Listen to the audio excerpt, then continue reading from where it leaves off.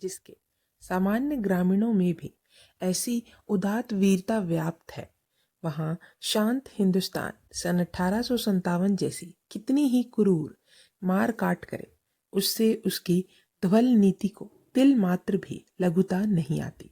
उल्टे कत्ल हुए अन्याय की दुष्ट अत्याचारों के घिनौनेपन में पर्वत तुल्य वृद्धि हो जाती है तथा ऐसे ही अवसरों पर मौकाले का वह प्रसिद्ध वाक्य यथार्थ हो जाता है। The more violent the outrage, the assured we feel that a revolution was necessary. अत्याचार जितना भयानक उतनी ही उसकी प्रतिक्रिया भी अटल।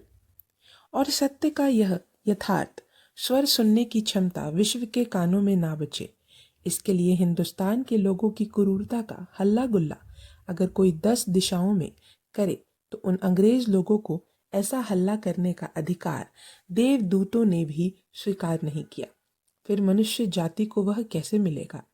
परंतु उस मनुष्य जाति में यदि किसी को यह अधिकार रत्ती मात्र भी ना मिलना हो तो वह जाति अंग्रेज ही है। हिंदुस्तान ने सैकड़ों निरपराधियों को मार डाला, यह कौन इंग्लैंड कहेगा?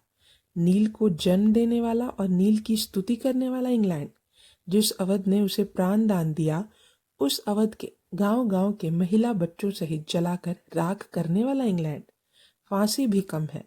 इसीलिए स्वदेश के लिए लड़ने वाले पांडे सैनिकों को वास्तव में जला देने वाला इंग्लैंड, फांसी को या जीवित जलाने को भी जिस भय से जिन्होंने बड़े प्रेम से स्वीकार किया होता, ऐसे धर्म छल करने के लिए उन गरीब हिंदू ग्रामीणों को पकड़कर फांसी का दंड देकर उन्हें बैनटों से छेदने वाले और मरने के पहले उनके मुंह में गाय का रक्त रंजित मांस तलवार से ठूसने वाले इंग्लैंड, फर्रुखाबाद के नवाब के वंशज को फांसी पर चढ़ाने के पहले वह मुसलमान था, इसीलिए उसके सारे शरीर को सुअर की चर्बी लगाकर और फिर उसे सुअरे के चमड़े में लपेटकर भंगी से चाबुक से पिटवाकर फिर फांसी देने वाला, और यह सारा कृत्य स्वयं commander in chief sir Collins की आंखों के सामने करने वाला इंग्लैंड, हडसन को वीर कहने वाला, आउटम की स्तुति करने वाला, और ये सब कृत्य विद्रोहियों का समुचित प्रतिशोध है,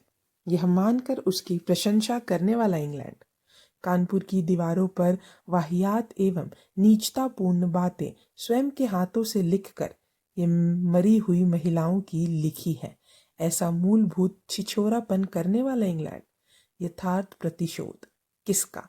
100 वर्ष तक चक्की में पीसी गई देश माता के लिए संतप्त हुए पांडे पक्ष का, या अन्याय के कोलूह पर निगरानी करने वाला आंगल पक्ष का? किसका यथार्थ प्रतिशोध? अन्याय के ऐसे भयानक बारूद खाने के सिवाय इस श्रम प्रधान हिंदुस्तान का यह भयंकर विस्फोट शांत न हुआ होता। उस अन्याय ने उनके हृदय को जलाकर रख दिया। हिंदू और मुसलमान अपनी अज्ञान जन्य शत्रुता भूलकर देश माता के स्तन के रस से एक रस हो गए।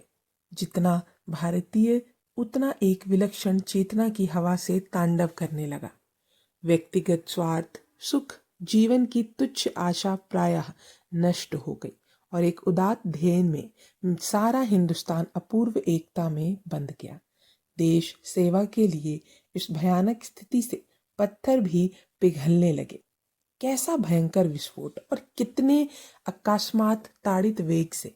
एक क्षण में यह शांत दिखने वाला ज्वालामुखी दिग्गजों के कान के पर्दे फट जाए ऐसे कड़कड़ाहट से तड़क फूट कर दुभंग शतभंग सहस्त्रभंग हो गया। शत्रु जहां पैर रखे वहां उसको भस्म। एक अंग्रेज इतिहासकार लिखता है, जिनकी जान पर हमारी सुरक्षा टिकी हुई थी वे सरकारी नौकर ही एक ही समय पर नागों की तरह टूटने लगे।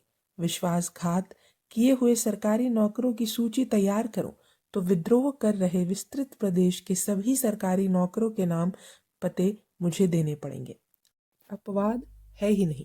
उन सरकारी नौकरों में अत्यंत प्रमुख काजी, उदल, कुजल, उत्तर पश्चिम प्रदेश का मुख्य अधिकारी, आगरा का प्रिंसिपल सदर अमीन, कानपुर का प्रिंसिपल सदर अमीनिय, कानपुर का डिप्टी कलेक्टर, फतेहपुर का डिप्टी कलेक्टर जिसने रॉबर्ट टक्कर को मारा, फतेहपुर के अन्य सारे अधिकारी, इलाहाबाद का मुंसिफ, उस प्रदेश का एक और मुंसिफ, बरेली का प्रिंसिपल सदर आमीन, आजमगढ़ का डिप्टी कलेक्टर, वहाँ जे का प्रिंसिपल सदर आमीन, जी का प्रिंसिपल सदर आमीन। यह सूची बहुत ही अधूरी केवल नमूने के लिए दी है।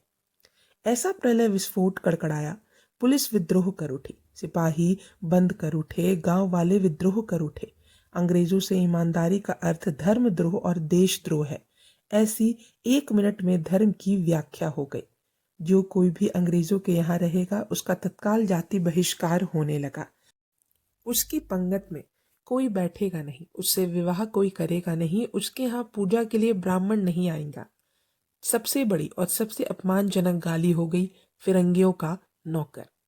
एक अंग्रेजी लेखक कहता है, सरकारी कर्मचारियों में हम यदि विद्रोहियों की सूची तैयार करने लग जाए तो संभवतः विद्रोही प्रदेशों के साथी कर्मचारियों के नाम इसमें सम्मिलित करने पड़ेंगे।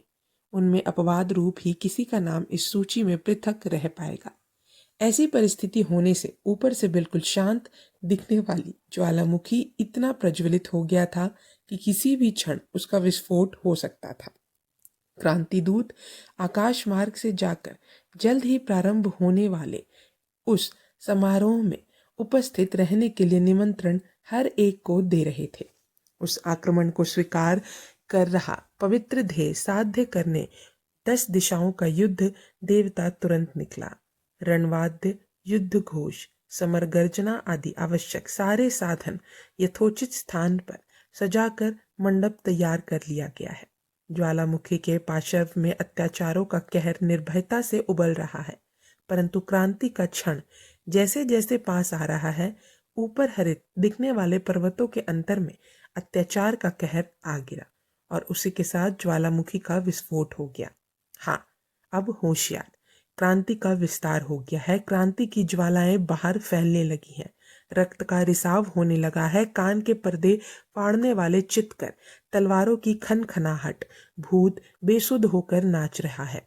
युद्धवीर गर्जना कर रहे हैं। ऊपर से हरित और ठंडा दिखने वाला ज्वालामुखी पर्वत 2 फाड़ हो गया, उसके सैकड़ों टुकड़े हो गए और हजारों जगह पर सुलग कर भड़क उठा है। सारी पृथ्वी पर आग और तलवार की खनखनाहट व्याप्त हो गई। काठियावाड़ के किसी भाग में विट्रू नामक चमत्कारक जल प्रवाह है। उसका पृष्ठभाग कड़े भूभाग जैसा लगता है, पर इसकी जानकारी ना रखने वाले मनुष्य सहज विश्वास से उस पर पैर रखते हैं और वह ऊपर से कड़ा दिखता है। पृष्ठभाग थोड़ा सा हिलते ही वह मनुष्य उस पर अधिक दृढ़ता से खड़े होने का प्रयास करता है। ऐसा करते ही वह पृष्ठभाग झुकने लगता है और वह अजनबी गहरे पानी में डूब जाता है। ठिठरू की तरह ही यह क्रांति प्रवाह सारे हिंदुस्तान में व्याप्त हो गया है। ऊपर से दिखता काला रंग देखकर अत्याचारी को ऐसा लगता है कि कुछ भी शिकायत ना करते हुए अन्याय सहता यह हमेशा का सरल पृष्ठ है। इसीलिए अत्याचारी ने अपना कदम उस पर बिना हिचक रखा, तभी वह काला पृष्ठ है। इसीलिए अत्याचारी ने अपना कदम उस पर बिना हिचक रखा, तभी वह काला पृष्ठभाग हिलने लगा। तब अत्याचारी अन्याय ने गर्व से उस पर भूपृष्ठ पर और जोर से पैर रखा और अब ध्यान से देखें, वह भूपृष्ठ झुक गया और उसके नीचे लहरें और लहरें उठने लगे। रक्त के झाग को असीम सागर उछलकर ऊपर आने लगा। अत्याचारी अन्याय उसमें डूब गया। अत्याचारी अन्याय, तू कहीं भी पैर रख, कड़ा पृष्ठभाग तुझे मिलेगा ही नहीं। अब अंतकाल में तुम्हें समझ में आएगा कि ऊपर से काले दिखते भूपृष्ठ के नीचे रक्त के लाल लाल रक्त के प्रवाह होते हैं और उस कान के पर्दे फाड़ने वाले ज्वालामुखी के विस्फोट की वह प्रचंड ध्वनि अब तू सुन। यह भाग यही समाप्त होता है। अब हम अगले भाग में जानेंगे अग्नि कल्लोल। तब तक के लिए धन्यवाद।